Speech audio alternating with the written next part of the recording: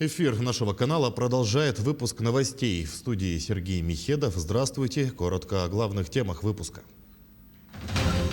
Противодействие коррупции и экспертная помощь. Общественный совет постпредства Якутии в Москве утвердил новый состав. Выморозка судов в регионе подходит к завершению. Аномальные морозы привели к сдвигу графиков. Реконструкция бассейна в Алдане продолжается. Расскажем, на каком этапе находятся работы.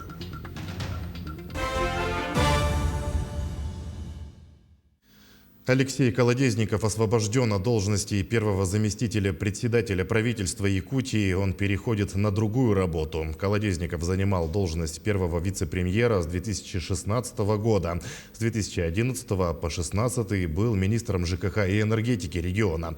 На пост исполняющего обязанности первого зампреда правительства назначен Дмитрий Садовников.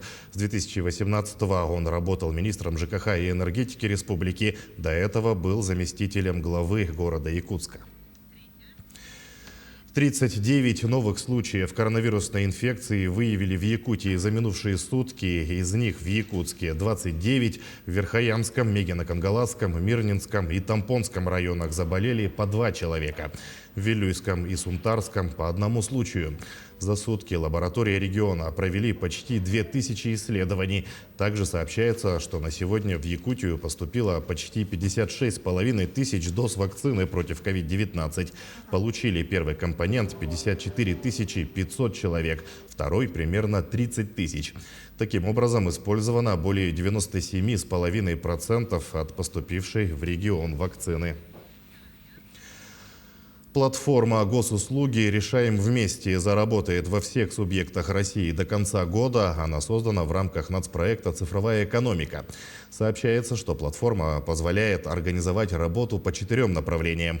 Это обращение граждан с возможностью контроля, решение вопросов, проведение онлайн-опросов и общественных обсуждений, ведение госпабликов, органов власти в соцсетях и мессенджерах, а также отслеживание инцидентов в социальных сетях.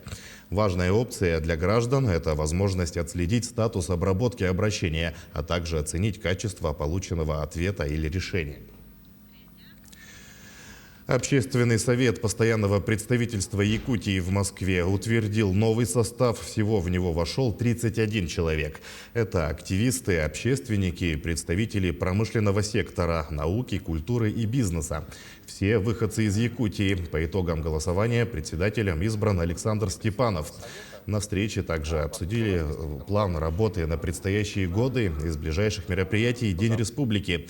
Так, 27 апреля в Москве пройдет показ якутского фильма «Тагандархан». В мае состоятся выезды по местам боевой славы якутских солдат. Поддержка постоянного представительства, поддержка во взаимодействии с якутянами. И, конечно, мы традиционно поддерживаем постпредство в антикоррупционной работе. Те из нас, кто имеет какие-то экспертные компетенции, всегда, конечно, тоже помогают. Поэтому мы всех призываем, всех якутян, которые живут не только в крупных городах, но и по всей России, с нами связываться. Мы будем очень рады, если у вас будут какие-то инициативы. В Якутии подходит к концу выморозка судов. Аномальные морозы привели к сдвигу графиков. Как обстоят дела у ленских речников, узнали наши коллеги. Почти под весенним солнцем на зимней стоянке судов заканчивают выморозку. Так называют освобождение корпуса и движительно-рулевых механизмов ото льда. В этом ремонтном сезоне процесс затянулся. Причина – погода. Приступить к работе смогли только к Новому году. Главное условие выморозки – лед должен хорошо промерзнуть. Это работа, как говорится, тяжелая, объемы большие. Изначально к выморозке всегда готовится майны, то есть подметается, ставятся потом вентиляторы. И начинается, когда уже лед намерзает, замеряемся и начинаем уже, как в наше время, уже по-современному запиливаемся пилами, бензопилами. Ну, это очень, можно сказать, тонкая ювелирная работа. Там, где корпус уже освобожден, кипит ремонт. В разгаре сварочной работы. На корпусах плавсредств обновляют обшивку. Все, что можно отнести в цех, ремонтируют там. Здесь занимаются так называемым средним ремонтом. Все узлы сняли еще осенью, чтобы не ждать завершения выморозки. Детали обновляют наплавкой металла. Работает своя наплавочная линия. 3 парохода у нас на среднем ремонте, значит, по 6 винтов, 6 валов, 6 боляров. Пароходы, в общем-то, ухоженные, покрашенные, технически подготовленные. Экипажи у нас подобраны очень хорошие, грамотные, и судоводители, и механики. Полный плавсостав «Алроса-Лена» – 29 судов. С началом навигации их постепенно ведут в эксплуатацию. Экипажи судоходной компании будут ждать в Ленском речном порту. Они ежегодно открывают навигацию. Олеся Васева, Ксения Некрасова, Виктор Горелов. Телеканал «Алмазный край». Умная одежда, разработка мобильных приложений и другие технические новинки в Якутске проводят конкурс технических проектов «Кейс-Ин». Мероприятие организовали на площадке Центра «Точки кипения» СВФУ в онлайн-формате. В нем участвуют команда школьников, студентов, а также отдельные научно-исследовательские группы. До начала конкурса командам выдали конкретные технические кейсы по направлениям. Группа экспертов оценивает ценность, новизну и актуальность решений. Основная цель конкурса «Кейс-Ин» – развитие прикладных исследований технических наук, привлечение молодежи к комплексному решению практических задач и разработка перспективных инновационных проектов. В рамках хакатона представляются 3 таких вот прикладных задачи, да, мы их называем кейсы, да, прикладные задачи, которые должны быть ориентированы на решение тех задач, которые сейчас есть и в промышленности, и в бизнесе, и в науке, в частности. Да, вот. Ну, вот, например, первый кейс у нас посвящен разработке новых предложений, новых решений по использованию пленок оксида графена. У нас есть лаборатория графеновых нанотехнологий, которая вот уже несколько лет занимается разработкой тонких пленок оксида графена, да, и что вот с ними дальше делать, как использовать оксид графена в радиотехнике, в приборостроительстве. Реконструкция бассейна в Алдане продолжается. Согласно ранее утвержденным срокам, спорткомплекс должен был принять спортсменов в декабре прошлого года. По объективным причинам реконструкция затянулась. На каком этапе работы, расскажет Татьяна Вахнина. Коллеги, приветствую. Мы находимся возле чаши бассейна. Реконструкция спортивного комплекса «Энергетик» продолжается. Готовы системы и коммуникации, почти завершена внутренняя отделка. Как пояснил директор спорткомплекса Максим Скупой, спорткомплекс откроет двери пловцам и спортсменам в ближайшие месяцы. Максим Валерьевич, когда будет объект введен в эксплуатацию?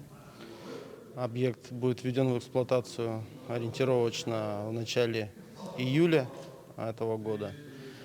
Сроки затянулись в первую очередь по вине подрядчика, по вине пандемии, которая не позволила привести должное количество сотрудников для производства работ. Но, тем не менее, можно отметить, что получим мы действительно современный бассейн с современным оборудованием, тренажерным залом. Наверное, много сложностей возникало в рабочем процессе, и в рабочем же процессе они решались. Ну да, конечно, заказчиком является служба государственного заказчика, у которой есть именно большой опыт работы именно в строительстве. И в ходе реконструкции все вопросы решались быстро и оперативно. Параллельно ремонтным работам велась закупка оборудования и мебели, верно? Да, именно по оборудованию и мебели отрабатывали специалисты Министерства физической культуры и спорта. Именно поэтому мы можем похвастаться, что оборудование, оно действительно самое современное, самое качественное, которое может быть на данное время. Спасибо, Максим Валерьевич. Напомним, бассейн «Энергетик» был закрыт на ремонт 9 лет назад. Реконструкция откладывалась по причине отсутствия финансов. В 2019 году этот вопрос был решен. Деньги были выделены из бюджета Якутии. Тогда же начались работы. В Якутске проходит чемпионат республики по волейболу среди женских команд. Команды первой лиги соревнуются на площадке Дворца спорта «50 лет Победы». Медали оспаривают 6 сильнейших волейбольных команд Якутии. Они играют по круговой системе, а победители и призеры определятся в эти выходные. Также по итогам игр будут учреждены специальные призы лучшим игрокам чемпионата от имени организаторов. Наверное, стоит отметить фаворитов. Это, наверное, Амгинский улус, команда Амгинского улуса, которая является чемпионом Соединенных спортивных игр народов Республики Саха-Якутия и постоянным чемпионом последних лет республики. Также команда Мирнинского района, команда Лёкминского района, команда города Якутска. Неплохая команда Чурапчинского улуса и молодая команда Улус-Алданского улуса. К этой минуте это все новости. Не забывайте носить маски, соблюдать безопасную дистанцию. Увидимся чуть позже.